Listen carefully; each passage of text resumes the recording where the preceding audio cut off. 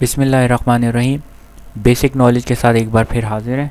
आज जो बेसिकली हमारा टॉपिक है वो है लॉसेस इन ट्रांसफार्मर, यानी कि जो लॉसेस होते हैं ट्रांसफार्मर के अंदर, उसके ऊपर हम बात करेंगे कि ट्रांसफार्मर के अंदर क्या क्या लॉसेस होते हैं। बेसिकली दो किस्म के लॉसेस होते हैं, losses in transformer.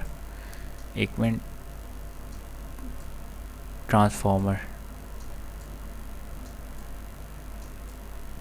Losses in transformer. Number one जो बेसिकली लॉस है वो है कोर लॉसेस। कोर लॉसेस और आयरन लॉसेस भी हम इसको कहते हैं, आयरन लॉसेस। पहले हम इसको डिस्कस करते हैं, उसके बाद हम दूसरे लॉस के ऊपर जाएंगे। देखें, कोर बेसिकली पहले कोर को समझें, कोर का शेप क्या होता है और कोर क्या चीज़ होती है, इसको समझें।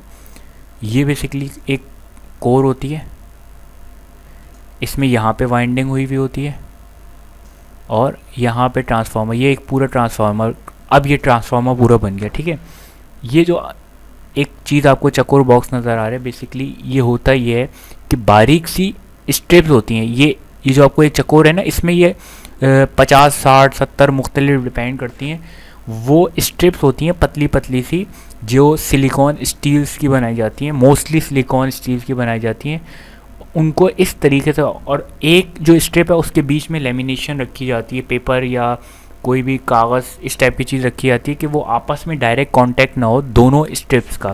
तो इस तरीके से इनको जोड़ा जाता है, 50-60 जितनी भी स्ट्रिप्स रखी जाती हैं, तो ये एक आपकी कोर बन जाती है।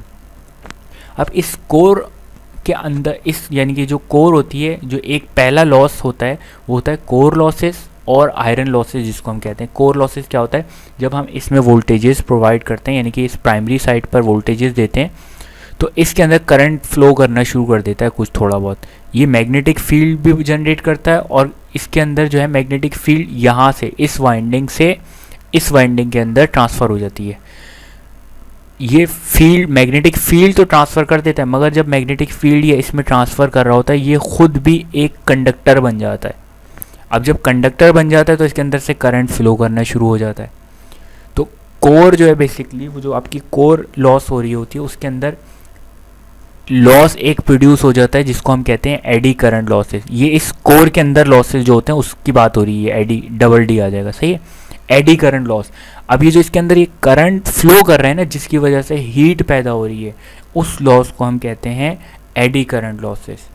और हिस्ट्रेसिस लॉसेस जो होती है, हिस्ट्रेसिस लॉसेस जो होते हैं HYSTER, इसकी पूरी हिस्ट्रेसिस लॉसेस कहलाते हैं। Hysteresis ESIS। अच्छा, इसमें जो स्पेलिंग है बड़ी जो बच्चों वाली हो रही है, माउस से लिख रहा हूँ तो इसलिए इस तरीके से बड़ी मुश्किल से लिखा जा रहा है, उसके लिए मैं पहले से माजरत खाऊँ, ठीक है। अब ये दूसरा लॉसेस इसी लॉस के अंदर है, यानी कोर और आयरन लॉस में। एडी करंट लॉस तो आप, मुझे उम्मीद है क्लियर हो गया होगा। जो जब जिसमें मैग्नेटिक फील्ड पैदा होती है तो इसके अंदर कोर के अंदर कुछ करंट फ्लो करना शुरू कर देता है, जिसकी वजह से हीट पैदा होती है। जब हीट ज़्यादा पैदा होगी, यानी कि अगर ये, अच्छा, अगर आप, सवाल होता है कि हम ये बारीक स्ट्रिप रखने के बजाय एक सॉलिड मटेरियल रख दें तो उससे क्या होगा। उससे ये होगा, अभी जो करंट फ्लो कर रहा है इस कोर के अंदर, वो बहुत मामूली सा करंट फ्लो कर रहा होता है, अगर, और एडी करंट बहुत कम फ्लो कर रहा होता है। अगर हम ये सॉलिड मटेरियल लगा दें तो ये तो पूरा कंडक्टर बन जाएगा। जब पूरा कंडक्टर बन जाएगा तो इस फील्ड से जो इसके अंदर करंट फ्लो करना है ना, आधे से ज़्यादा इसके अंदर, कोर के अंदर फ्लो करना शुरू कर देगा। और आपका कोर की वाइंडिंग जो है, कोर की वजह से जब कोर में इतना एम्पेयर करंट गुजरेगा तो इसकी जो वाइंडिंग है ये ऑलरेडी जल जाएगी हीटअप की वजह से। तो इसलिए इसको बारीक पत्रियों से बनाया जाता है, सिलिकॉन स्टील मोस्टली कंसीडर की जाती है। अब हम बात करते हैं हिस्ट्रेसिस लॉसेस। अच्छा, ये याद रखिएगा, अभी पहला ही चल रहा है। कोर और आयरन लॉसेस में ये दो लॉसेस कहलाते हैं, एडी करंट और हिस्ट्रेसिस लॉसेस। हिस्ट्रेसिस लॉसेस क्या होते हैं, बेसिकली जब इसके अंदर आप सप्लाई प्रोवाइड करते हैं प्राइमरी साइड पे, तो इसके अंदर मैग्नेटिक फील्ड पैदा होती है। ये मैग्नेटिक फील्ड पैदा हो रही है, ठीक है, ये इधर भी जा रही है, इधर भी जा रही है, मैग्नेटिक फील्ड पूरी जनरेट हो रही है। इसकी मैग्नेटिक फील्ड कुछ और होगी, इसकी कुछ और होगी। लोड बढ़ाते रहेंगे तो मैग्नेटिक फील्ड पे भी असरअंदाज होगा। तो कुछ मैग्नेटिक फील्ड जो है ना, इस एयर में ज़ाया हो जाती है।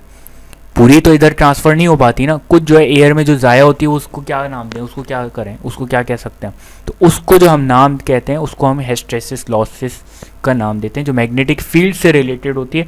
मैग्नेटिक फील्ड के जो लॉस होते हैं बेसिकली उसको हम हिस्टैरिसीस लॉसेस कहा जाता है। अच्छा, हिस्टैरिसीस लॉसेस और एडी करंट लॉसेस को हम जो है ना कम कर सकते हैं, किस वजह से, कैसे? सिलिकॉन की जो स्टील होती है उसको अगर हम यूज़ करें तो उससे क्या होगा कि हमारी जो है क्या कहते हैं मैग्नेटिक फील्ड वगैरह जो है मतलब ज़ाया कम होगी, और मैग्नेटिक फील्ड इधर से इधर इस तरफ ट्रांसफ़र पूरी, मतलब पूरी तो नहीं हो पाएगी, मैक्सिमम होने की कोशिश करेगी। तो ये आपके पास आ गया कोर और आयरन लॉस। अच्छा, अब दूसरा लॉस हमारे पास क्या होता है? दूसरा लॉस जो होता है वो होता है कॉपर लॉस है, सॉरी एक मिनट, दूसरा लॉस जो है हमारे पास बेसिकली है कॉपर लॉस। ठीक है, कॉपर लॉस बेसिकली होता ये है कि जो आपकी ये वाइंडिंग हुई है ना, इस वाइंडिंग के अंदर इसकी भी तो कुछ ना कुछ इंटरनल रेजिस्टेंस होगी, इसकी भी होगी, इसकी भी होगी। तो इसको बेसिकली आई स्क्वायर आर से कैलकुलेट करते हैं कि आई स्क्वायर आर से अब जितना करंट ज़्यादा गुजरेगा उतनी रेजिस्टेंस भी उसी हिसाब से चेंजिंग आएगी, रेजिस्टेंस की भी चेंजिंग आएगी। तो इसकी वाइंडिंग के और इसकी जो कॉपर की जो लॉसेस होते हैं, कॉपर से रिलेटेड जितने भी लॉसेस होते हैं, तो उस लॉसेस को जो हम कहते हैं वो कहते हैं कॉपर लॉस में कंसीडर करते हैं। तो एडी करंट, हिस्टैरिसीस लॉसेस और कॉपर लॉसेस का उम्मीद है समझ में आया होगा। Thank you.